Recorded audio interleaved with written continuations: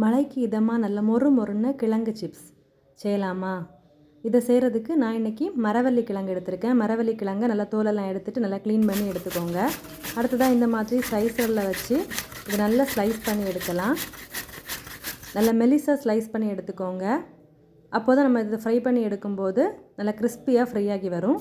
இப்போ எண்ணெயை நல்லா சூடு பண்ணிவிட்டு நம்ம சீவி வச்சுருந்த கிழங்கை ஒவ்வொன்றா எடுத்து இந்த எண்ணெயில் போட்டு ஃப்ரை பண்ணலாம். மொத்தமாக சேர்த்து போட்டிங்கன்னா நல்லா ஒட்டி பிடிச்சிட்டு நல்லா ஃப்ரை ஆகி வராது. இந்த மாதிரி தனித்தனியாக எடுத்து போட்டு ஃப்ரை பண்ணுங்கள்.